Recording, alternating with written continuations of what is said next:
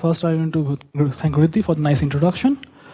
So I'll talk about the circular law for the sparse non-Hermitian matrices, and this is based on two works. One work with Nick Cook and Ofer Zaitoni, and another with Mark Rulson. So we begin with the definition of random matrices. Probably everybody here knows, but in any case, so by random matrix, what we mean that you have a matrix with entries which are random. So they are random variables. They're coming from certain distribution. They have some laws, and this distribution of the probability distributions, they could depend on the so the distribution of the ijth entry aij could depend potentially on the index I and j. They could be dependent. They could be independent, etc. And let's start with two most common examples in random matrix literature. So first you have a matrix where in the upper triangular part of this matrix you put independent and random variables having the same distribution, some mu, and you can take mu to have a zero mean and unit variance, and you fill up the lower triangular part of that matrix such that it becomes symmetric. So this is an example of symmetric matrix with i.i.d entries. And another common example is the where you put everything in the matrix to be independent and identically distributed random variables, so they have the same law and they are independent of everything else. So each of them are independent entries, and we will come back to these two examples later part of the talk. So before I proceed further, I want to mention that random matrices have various applications in different fields of science, engineering, and also in other branches of mathematics. So for example, there are numerous examples from like nuclear physics, quantum chromodynamics, etc. in physics. And there are examples coming out from different parts of graph theory, number theory, statistics, and it is also used, random matrices are also used to understand the stability of non-self-adjoint operators, as well as they have some applications in geometric function analysis. So here I just mentioned a few. I don't want to go too much detail about these applications, but I want to mention there is one nice application in computer science. So in this example, suppose you have a linear system equation. So we have some A, some matrix, some X, and you want to solve the system, and some B.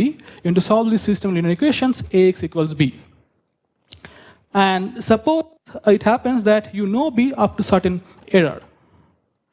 Then it can be shown that suppose you want to solve for X, and suppose you want to solve by, let's say, Gaussian elimination, then it can be shown that the error you get, it gets amplified by the condition number of this matrix A.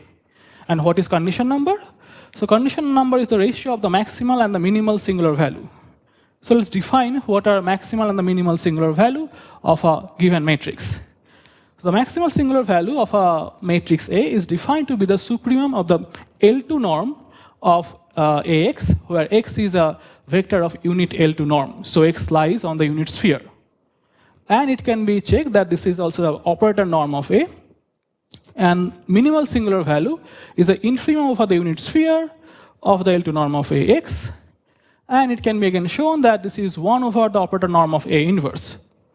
And the condition number is just the ratio of these two. So this is the product of the operator norm of A and the operator norm of A inverse. So as I mentioned, that if you want to solve the system linear equation Ax equals B, then one needs to understand how large or how small is your condition number. Because if your condition number is very large, then you'll get a solution which will be not so accurate.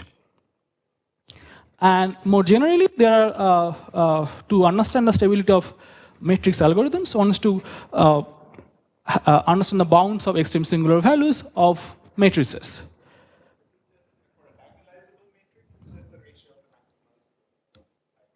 Right, yes. So actually this observation led von Neumann and his collaborators to study the condition number of random matrices. And they conjectured in around 1940s that the condition number of random matrix should be of roughly order n. And this conjecture was actually proved in the last decade. So it says that if you take a random matrix, its condition number is order n with very high probability.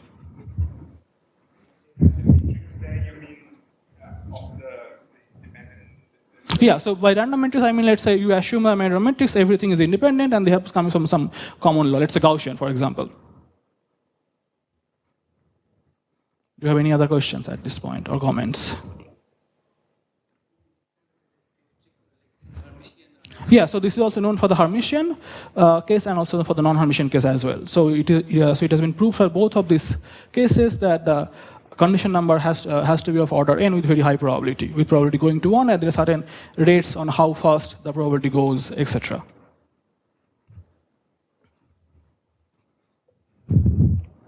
Okay, so next I want to mention that in recent times there has been abundance of sparse matrices.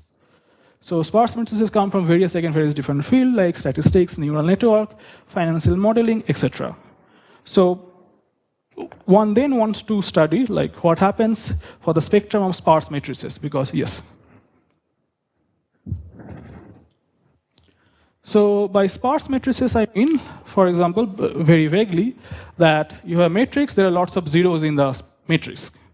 So that will create a sparse structure in that matrix. By sparsity, I mean there are presence of lots of zeros in the matrix. Any more questions? Yeah, so I'll quantify that later, how to get a sparse matrix and how large your, how many zeros you can have, etc. Any more questions? Okay, so now let's go back to our random matrix again. So we have this matrix where the entries are random, and let's try to understand what are the interesting questions from the mathematical point of view. So one of the most interesting questions that people ask in the context of random matrix theory is that to find the limit of the empirical distribution of the eigenvalues.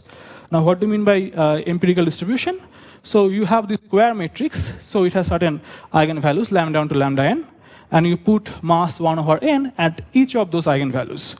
And therefore, this is the expression for the empirical measure or the empirical distribution of the eigenvalues of any given matrix an. And as we have seen, that bounds of extreme singular values are also important in the context of understanding the matrix algorithms. And there are also some applications on fluctuations of maximal singular value, to which I'm not going to discuss more about that. And there are many more applications. I mean, many more questions that people are interested in the context of random matrix theory. And in this talk, I'll be mainly interested to discuss what happens for the limit of the empirical distribution of the eigenvalues for different kinds of random matrix ensembles. And in physics, this is often known as asymptotic level density. Any more questions at this point?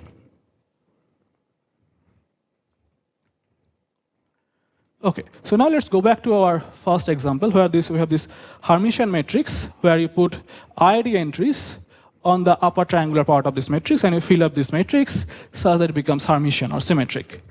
And it has been shown that if you look at this Hermitian matrix Hn, if you scale it by square root n, then the empirical law of the eigenvalues of that matrix converges to this celebrated Wigner semicircle law.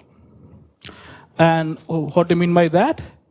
That if you take any function, let's say the kth moment, for example, if you take any function, if you integrate that function respect to this empirical measure, then that converges to that of the semicircle distribution, where this semicircle distribution has a nice density, which is this semicircle, and is supported on -2 to 2.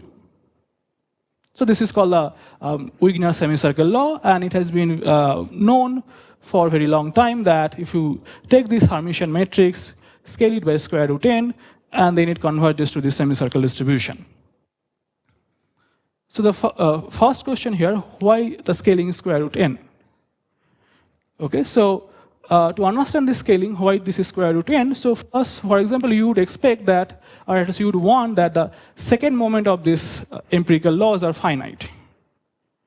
So if I want to compute the second moment, then what I see is the following, that the second moment under the empirical law, since the empirical law puts mass 1 over n at lambda i's, so this is just average of the lambda I square. Okay, and now this lambda is at the eigenvalues of Hn, so lambda square are the eigenvalues of Hn square. And therefore, this average of the eigenvalue, average of the lambda square is just 1 over n trace of Hn square. And then you have that Hn is symmetric or Hermitian. So therefore, you can just write the trace as sum over all aij square, where aij is the entry of this matrix Hn. Any questions? Now, by law of large number, one can check that this average of the aij square converges. And therefore, if you scale this matrix Hn by square root n, then the second moment is just the average of all of the entries squared of this matrix.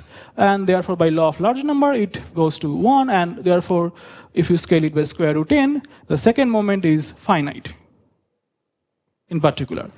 So this would mean that the natural choice of scaling here should be square root n. So we have that for any Hermitian matrix such that its entries are i.i.d with mean 0 and unit variance, then the empirical law of the eigenvalues scaled by square root n converges to this Wigner semicircle law. Okay, so now let me try to give you some ideas of the proof for this nice result. So first, let's start with the Gaussian setup. So let's assume that that in the upper half of this off diagonal, so the upper of diagonals into the standard Gaussian, and the diagonals are Gaussian with mean 0 and variance 2. Then one can just write down the joint density of all these entries. You can just check that it is some constant Cn, and in the exponent you have -1/4 sum over the squared of the diagonal minus 1/2 squared of the off diagonals in the upper half of this matrix. Okay, and then you can just do one line of computation, and it is just -1/4 of trace of Hn square. And again, since Hn has an eigenvalue lambda I, so trace of Hn square is just sum over the lambda I square. So after these two steps, we see that we can express the joint density of the entries only in terms of the eigenvalues. So this also gives us the joint density of the eigenvalues and the eigenvectors. Now to go from here to the joint density of eigenvalues, I just need to integrate out the eigenvectors. And one can again do certain computations, and one end up with that following, that the joint density of the eigenvalues is exponential. In the exponent, you have -1/4 sum of lambda I square, and then you have this Vandermonde. This Vandermonde comes when you integrate out the eigenvectors.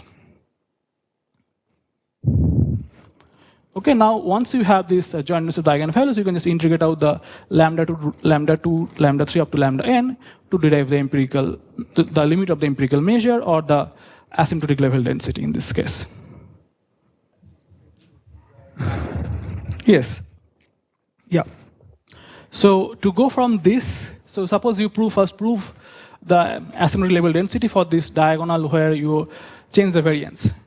Then what you can do, you can write it as normal 0,2 minus normal 0,1, and then this additional perturbation, since the maximum of the Gaussian is square root log, and you are dividing by square root n, so in the perturbation, so using the perturbation theory for this Gaussian or this random matrices, you can actually show that the same limit should hold for this, where the diagonal entries also has the same variance. So basically, what you need to use that here you have changed the variance. So to make the variance same, you just add and subtract a standard Gaussian. Now, this is a well-known fact that, or this can be proved that if you have n Gaussian, then their maximum is like square root log n. Now, when we are taking this empirical law, we are dividing by square root n. So the distortion is roughly of the order maximum up to square root log n over n, and that goes to 0. So therefore, you have the same limit. Any more questions? Okay, so what? So basically, what I stated is the following: that if you have this in the upper half of the upper triangular part of this, if you take standard Gaussian, then if you divide by square root n, take the empirical law, that converges to this semicircle. So this is the result that I wanted to show. But what I really proved is that if I make a change on this diagonal, normal 0, 2 instead of normal 0, 1. Then I have given, at least outlined a proof how to show this result.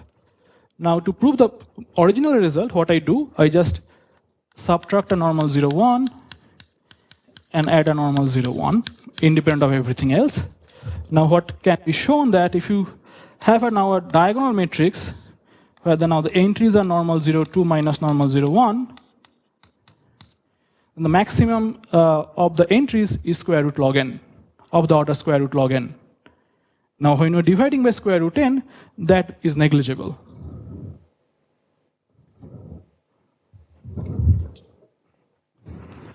Do you have any more questions?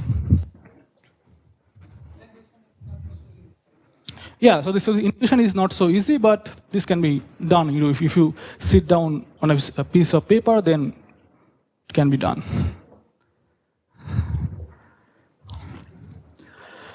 Okay, so this gives at least an outline of the proof when you have Gaussian entries.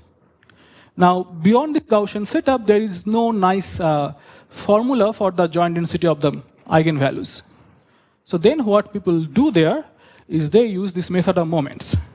And what is method of moments? It tells you that if you have a probability measure, let's say it is compactly supported on the real line, and if you can show that the kth moment under mu n converges to the kth moment under mu for every positive integer k, then mu n converges to mu.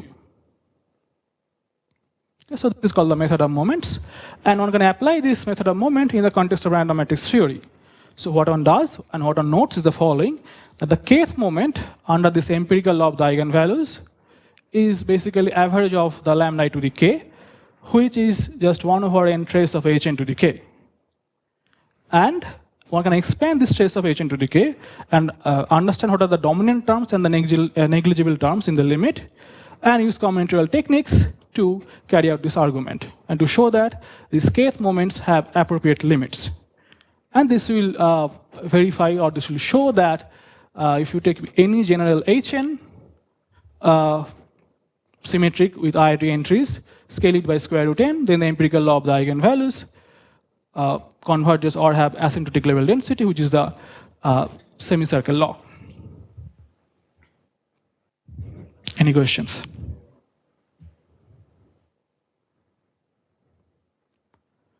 Now let's move to our second example. So we have this matrix. Yes.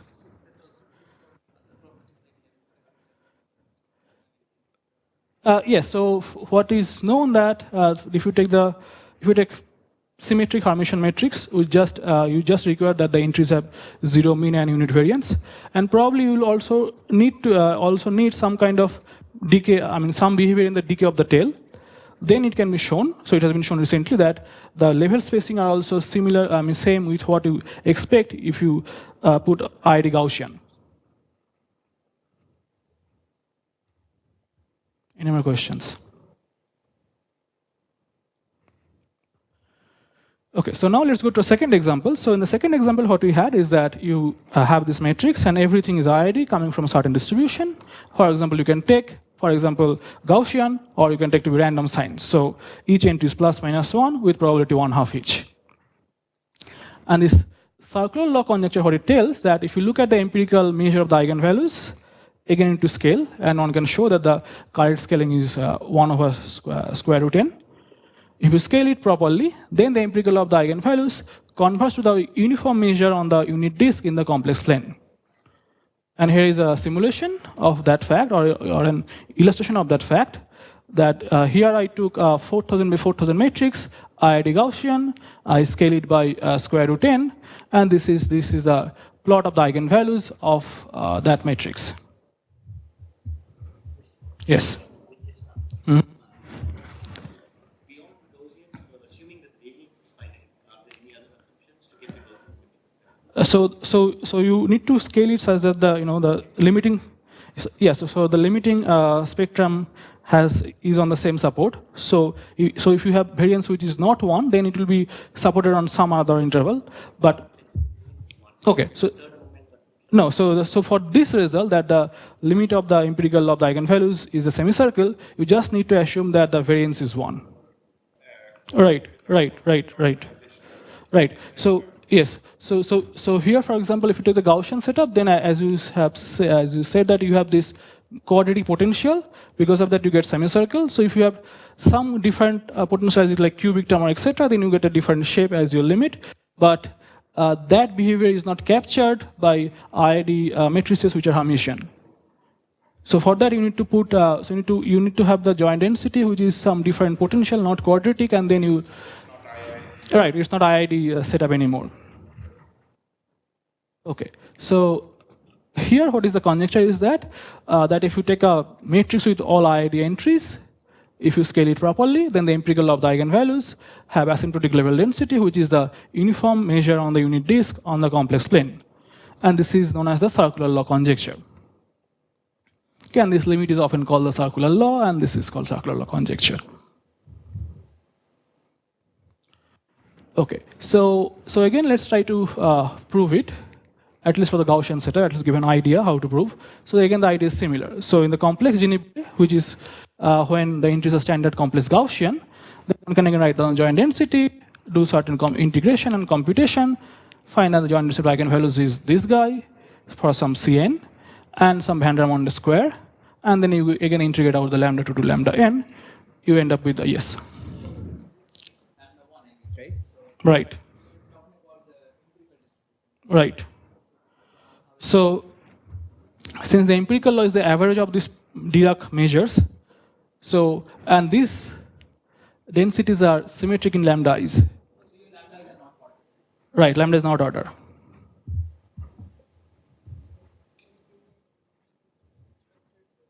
Right, so for that, I mean, from the expected level to the actual, to remove the expectation, you need some kind of concentration bounds as well. Any more questions? Okay, so this gives you at least an outline how to prove for the Gaussian setup when you have i.i.d. Standard complex Gaussian, and the limit will be the circular law if you scale it properly. So let's try to prove when we do not have a Gaussian setup, and actually it was proved very recently by Tao-Vu. So you see that it took more than 40 years to actually prove for general distributions. So in most of the time, to prove something about the limiting spectrum of this non-Hermitian random matrices is often very difficult from its Hermitian counterpart. And one of the main obstacles is that this method of moments do not work here. So what they mean by that? That if you look at these moments of a probability measure, now, okay, so let's go back. So now you see that these eigenvalues are complex valued. So the limit is also supported on the complex plane. It is not a probability measure which is supported on the real line. So what happens is that if you look at any probability measure that is supported on the complex plane, then the moments do not characterize it. For example, you can take this very easy example. It's the uniform measure on the unit circle and the point mass at 0. And both of them have all moments equal to 0. So generally, these moments cannot characterize probability measures on the complex plane. And what one can consider is the following. One can actually consider these mixed moments. So this mixed moments is that you take expectation of z to the k, z bar to the l, and you integrate respect to this measure mu. But the problem with the mixed moment is the following. So to understand this problem, let's again go back. Now for the method of moments to work in the Hermitian regime, what we really used is this equality, that you can express the kth moment under the empirical law as some fraction of n times trace of hn to the k. Now if we go back to compute this mixed moment, then it is not true that under the empirical law of the eigenvalues, the mixed moment is equal to trace of mn to the k, mn star to the l. And this equality only holds when mn star is mn star mn, or so when mn is normal. And in general, for example, this matrix with all i.i.d. entries is a non-normal matrix. So you cannot apply this version of the method of moments either. So what one does here, one introduces this notion of log potential. So by log potential of a probability measure, what I mean by that is just this integral of log w minus z absolute value or the modulus of that d mu. So you are integrating this function with respect to your measure mu. It's the log potential. And one interesting fact about this log potential is that it indeed characterizes the probability measures on the complex plane. So if your mu has a density f, then your density is some constant 1 over 2 pi times the Laplacian of your log potential. So here what one can do, one can try to show that the log potential of the empirical of the eigenvalues of Mn converts to the log potential of your limit.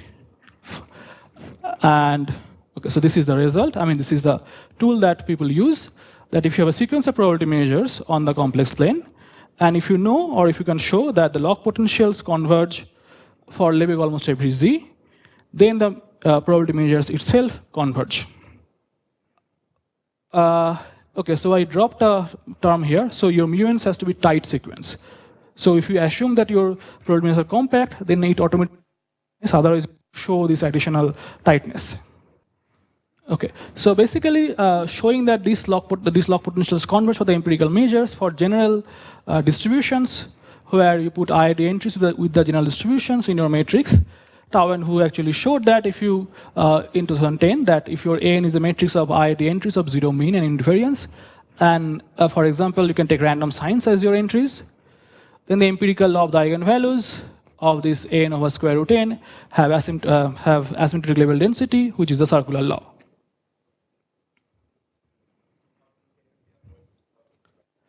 So basically, I copied this from a book by Tao, where he wrote down this, this formulation in this precise way. Any more questions? Yeah, 10 stuff. Okay, so now this is for the dense case. By dense, again, I mean there is not many zeros. And by sparse, what I mean there will be zeros in the matrix. So now let me define, or let me show you the result for the sparse matrix, and as well I will define what do you mean by sparse matrix. So suppose you have a matrix with zeros and ones. And let's say your probability of getting 1 is p. And you let your p to go down to 0 as the dimension of the matrix increases. So as your dimension increases, there will be more and more zeros.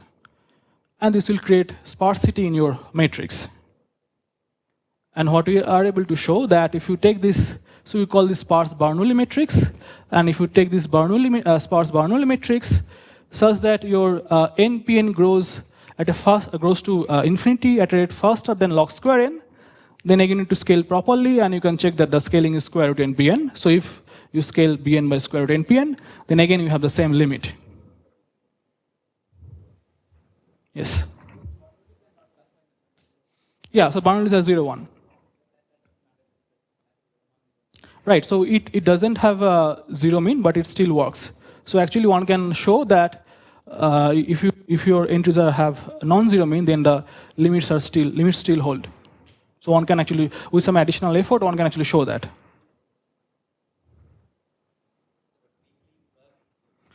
Probability, yeah, so I just omitted that, but weakly in probability. Yeah, so this converges weakly in probability, but and if you add some more restrictions on this growth rate, then one can show almost sure convergence as well. Okay. Okay, so here for the random signs, where you have +1 with probability 1/2 and -1 with probability 1/2, the expectation is 0. But in the Bernoulli case, 0 and 1, so this mean is non-zero.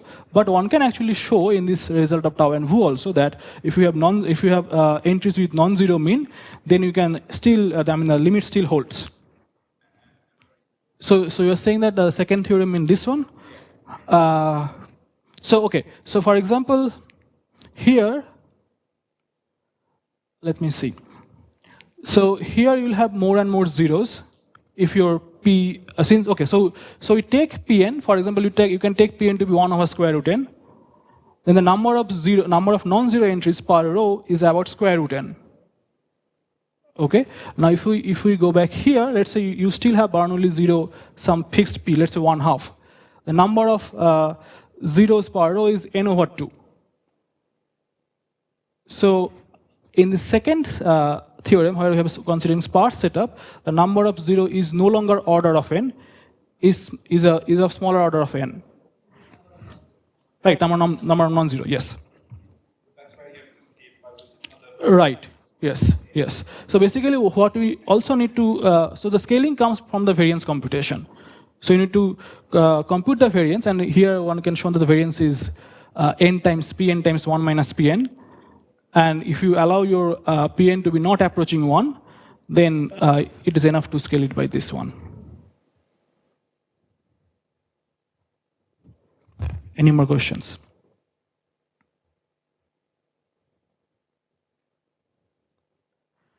Okay, so now one can extend this result to other to a more general setup in the following way. So before going there, let's describe what is sub-Gaussian random variable. Roughly, sub-Gaussian random variables are those which have the same tail as Gaussians. So the tail decays as exponential negative ct square for some c, and this holds for every t. For example, Gaussians are sub-Gaussian random variables.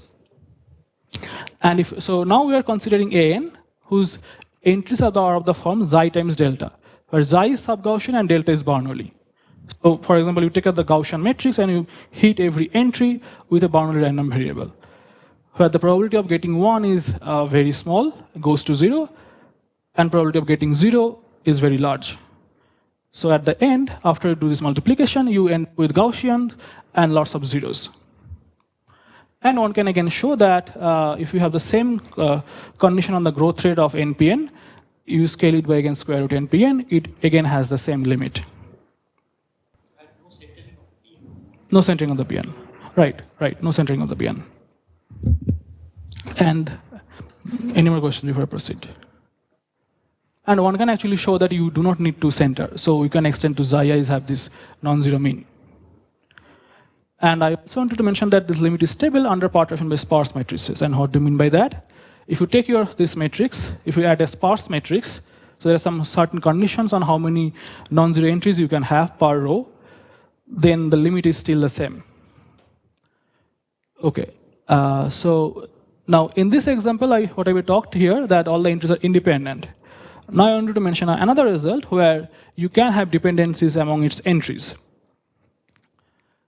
Okay, before that, I want to mention there was an earlier result for which where you can have xi to have mean zero variance 1 again, and npn grows at least as fast as n to the alpha for alpha some positive number.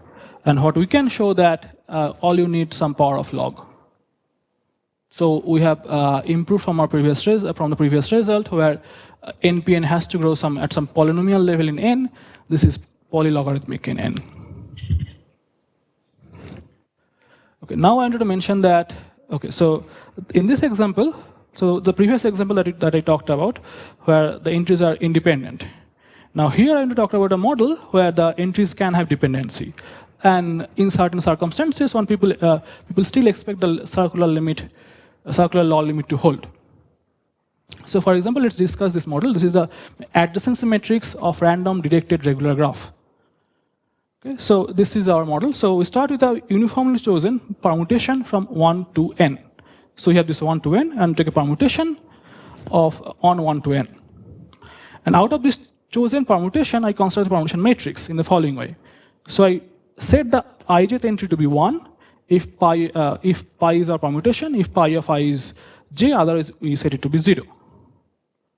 So in this way, we create a uniform random permutation matrix. So this is so you're picking uniformly at random from the set of all permutation matrices in this way. Now what we do, we take d such independent permutation matrices uniformly chosen and add them. And we call them S and D. Now note, in the permutation matrix, what we have, in each row there is exactly 1, 1, and each column there is exactly 1, 1. So when you sum this d such permutation matrices, what we have now, that row sum is d and the column sum is d, and the entries are integer.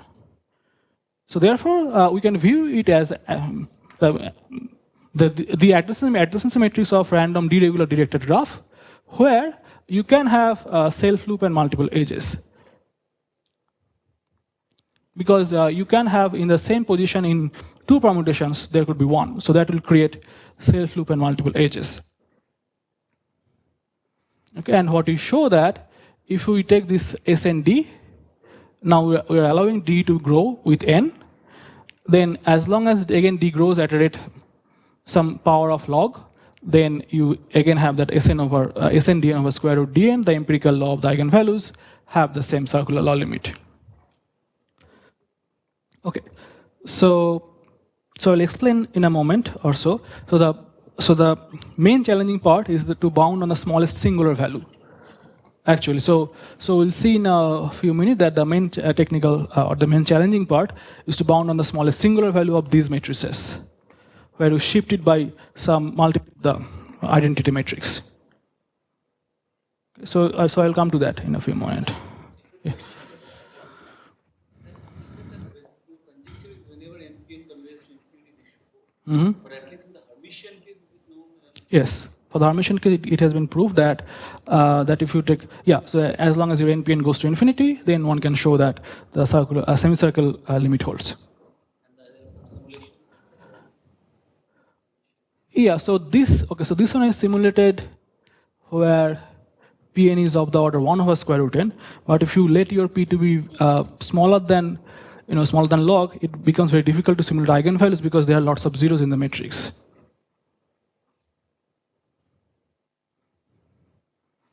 Okay, so in the next few minutes, I want to describe some ideas of the proof.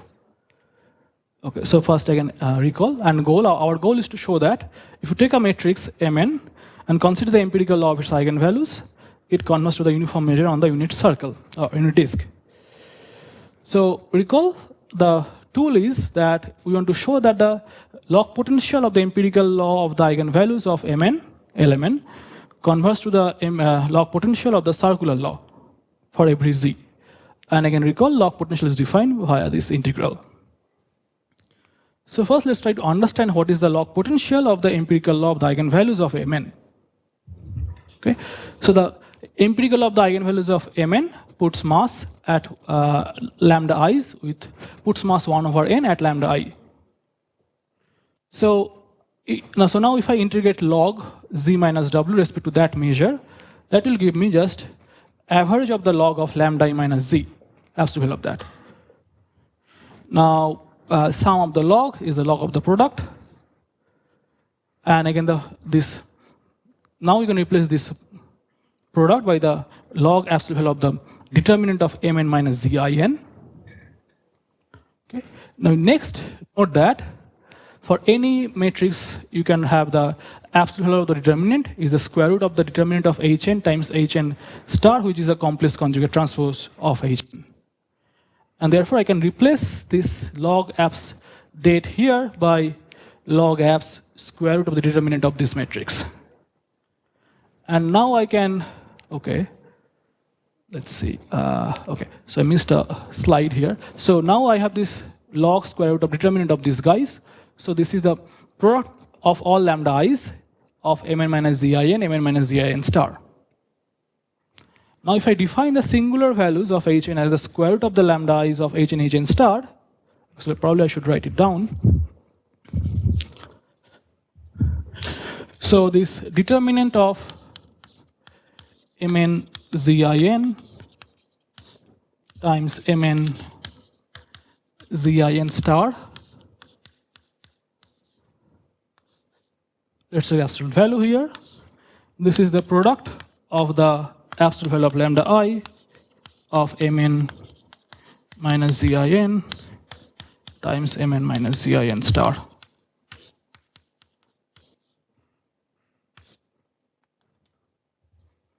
Okay, so therefore, if I now define the singular values to be the square root of the eigenvalues of Hn, Hn star, then I can replace the square root of the log of the square root of this determinant by log of the product of the singular values. Okay, and now again I can interchange the product and the summation here. So now we see that the log potential of the empirical measure of the eigenvalues of Mn is just the average of the log of the singular values of Mn minus Zin. Any questions? Okay, so now if we denote this nu and z to be the empirical law of the singular values of mn minus zin, then what we really see from this bunch of equalities is that the log potential is the integral of log respect to this singular value distribution. Okay, now let's try to see what is the log potential of the circular log. So this is by definition, this is 1 over 2 pi, you're integrating over the unit disk, log of z minus w dw. And by just a change of variable, this is log x d mu z, where mu z is the law of x minus z, absolute value of that, where x is uniform on the unit disk. So this equality just comes from some change of variable. So now to finish our proof, what we need to show that this quantity converges to this guy.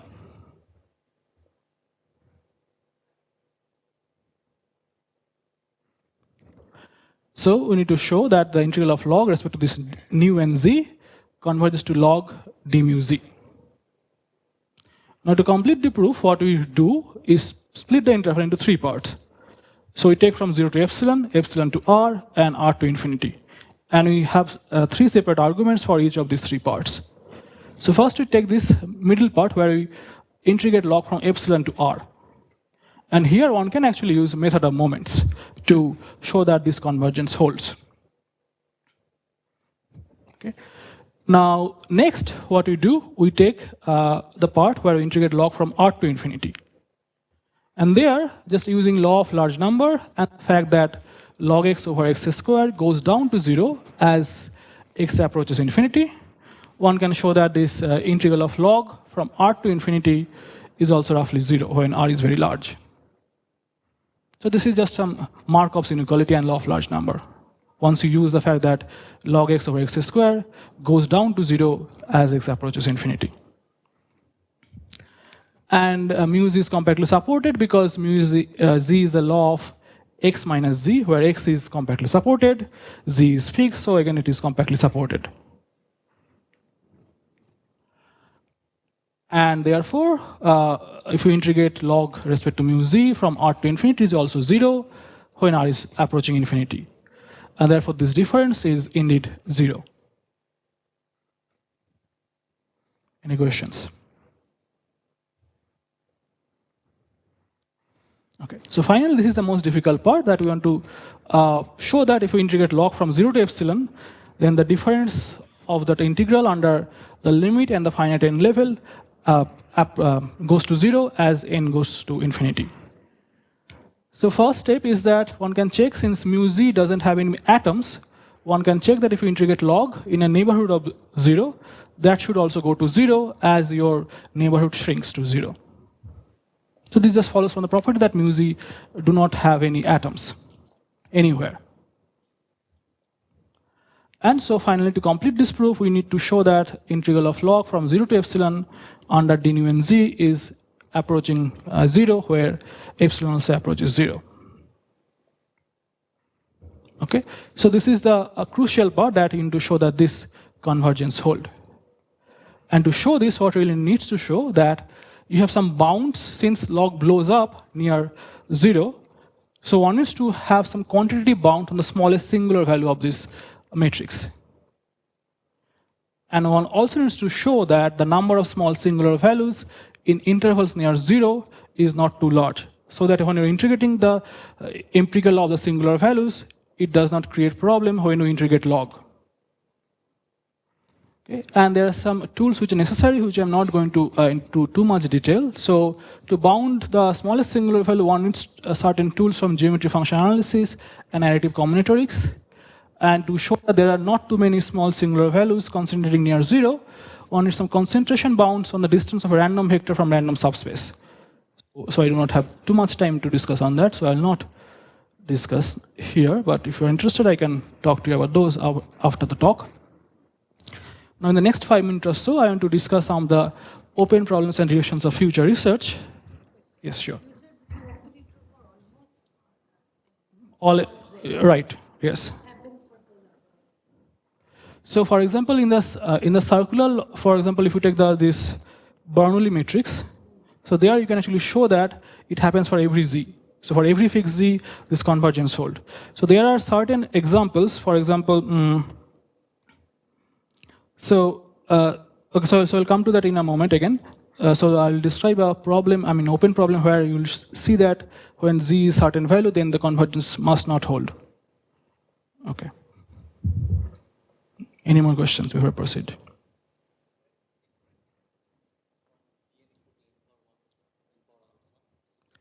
So the difference is that on the smallest singular value. So the technique that they use cannot extend beyond this polynomial growth in NPN. And the second part, the technique is more or less similar, but in the first part is the significant difference, where you need to bound the smallest singular values.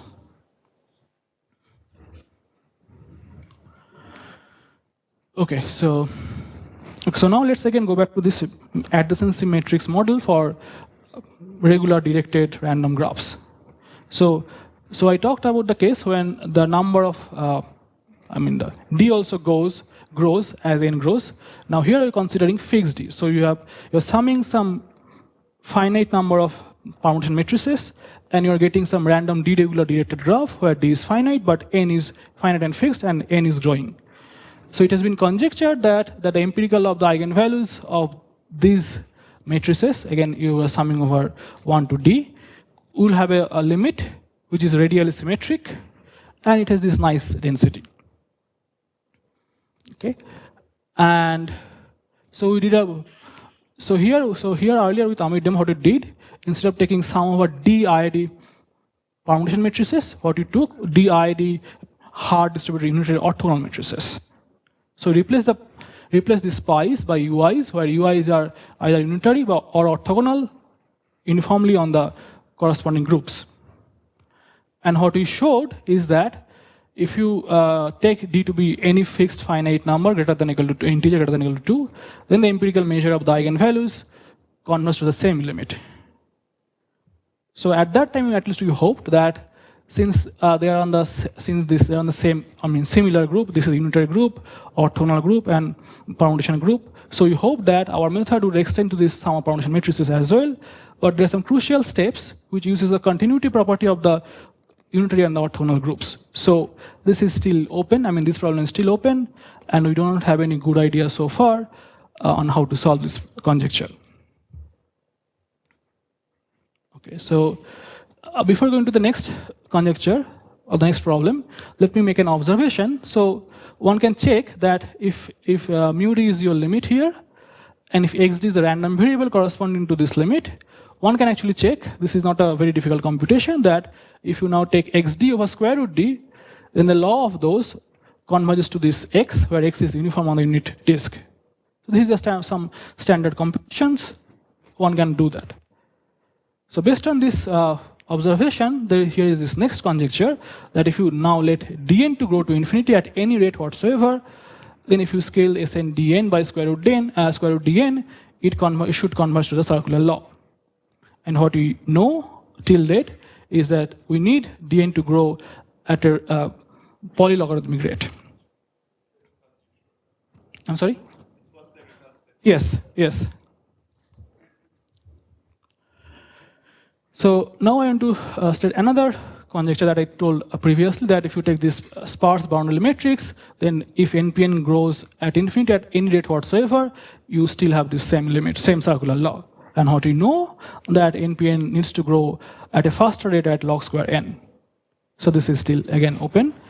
And finally, I want to before moving too fast. So the main challenge is that we need to find bounds on the smallest singular value of this Bn, which is a sparse Bernoulli, and I shift it by some multiple of identity matrix. Now let's take z to be 0. So then we need to understand the smallest singular value of Bn. But it can be shown that if you cross this log n over n barrier, then the smallest singular value equal to 0, that probability tends to 1. There cannot be any bound on the smallest singular value. And so therefore, as we are saying that, what happens? So for example, if you take z to be 0, then you do not have that the smallest singular value is non-zero, so the integral of log is actually infinity. So it does not converge to the appropriate limit. And what people believe is that if you exclude a region near 0, then the smallest singular, then you do have bounds on the smallest singular value. So, and since the circular law limit, it doesn't have any mass at 0, so you can exclude small region near 0 and you will still be okay.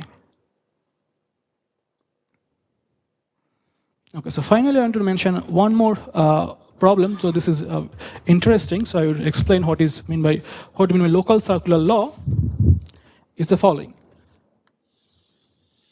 So suppose I take this i.i.d. Gaussian matrix. So this matrix with i.i.d. normal 0, 1. And the circular law conjecture tells us that that the empirical of the eigenvalues in the limit is uniform measure on this unit disk. Now this in particular means that if I take a ball of, let's say, radius 1/2, let's say this is radius 1/2, then the number of eigenvalues in there, or the fraction of the eigenvalues,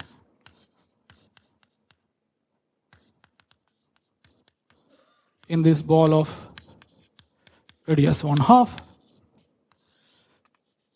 should be close to the 1/pi times the area of that ball.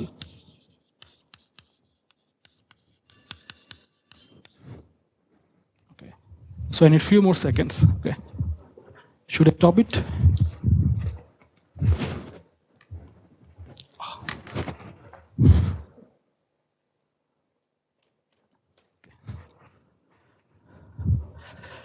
Okay, so here if we consider a ball of radius 1/2, then the circular law conjecture tells us that since the limit is the uniform measure on the unit disk, so the fraction of the eigenvalues that sits in this ball of radius 1/2 should be close to 1/pi times the area of this ball.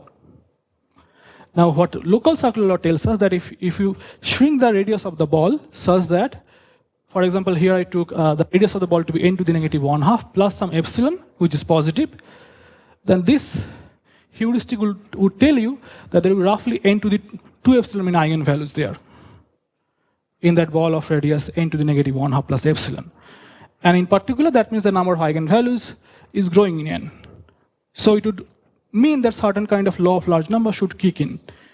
So therefore, if your radius of the ball is at least n to the negative 1/2 plus epsilon from some arbitrary but fixed epsilon positive, then you still have that the fraction of the eigenvalues in that ball is close to what you would expect should happen in the limit. And this is known as local circular law. And it has been proved. Okay, what did I? So I left a pointer somewhere. Okay. So for the dense case, for example, i.i.d. Gaussian setup, it has been shown by Burger-Yau-In. And for the sparse Bernoulli setup, we have been able to prove this local circular law, when again npn grows at a rate polylogarithmic in n.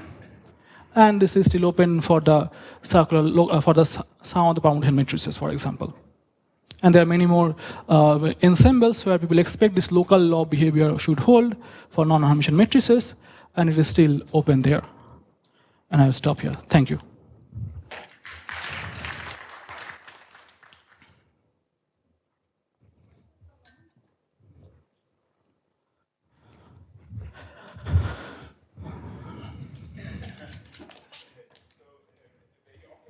Consider these graph Laplacians, Mm-hmm. right, which we can represent Right.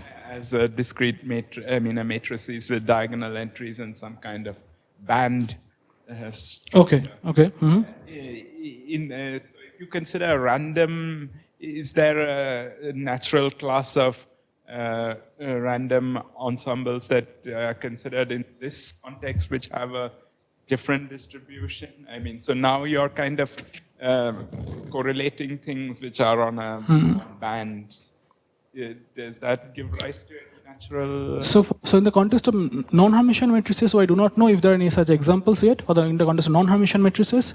But in the context of Hermitian matrices, I think there are many examples where you take banded matrix, and then you have different limit, which is not the semicircle law.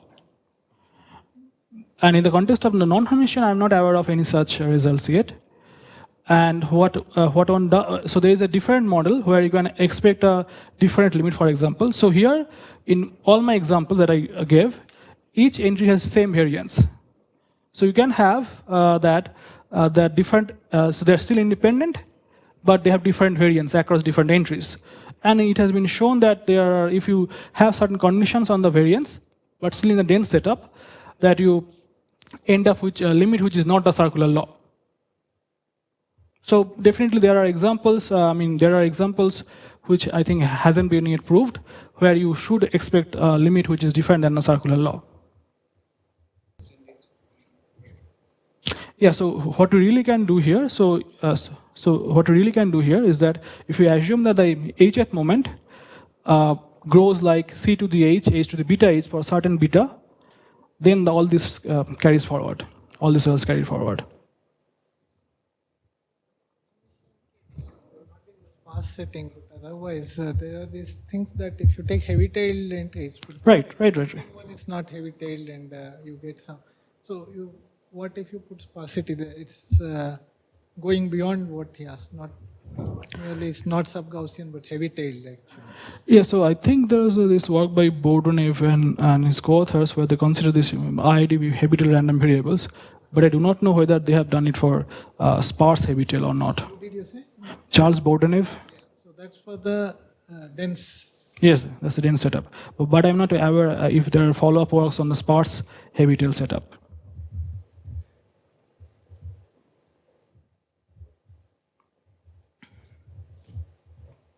So in the non-Hermitian case, like if it's Gaussian variables, then I guess the n-particle distribution is like n particles in a potential with logarithmic interaction. Right. So for the general case also, is it approximately, if I look at the n-particle, is it still can one?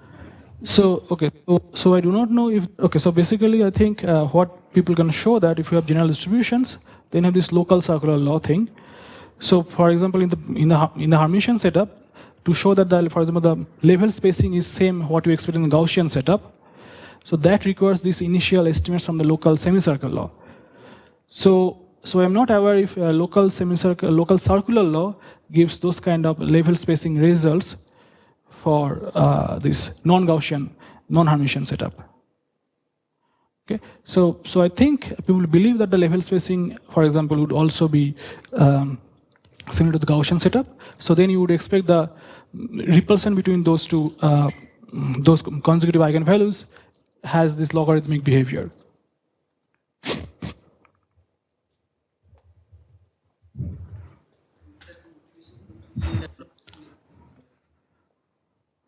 So I mean the log potential. So I believe, I think that log potential, the choice of log potential is because log potential characterizes the distributions on the complex plane. So log characterizes all the probability distribution. So if you have any distribution, probability distribution on the complex plane, that is characterized by log potential. So that really helps to consider log potential. So I think log potential comes because of that if you take any probability measure which is on the complex plane, then log potential characterizes that distribution.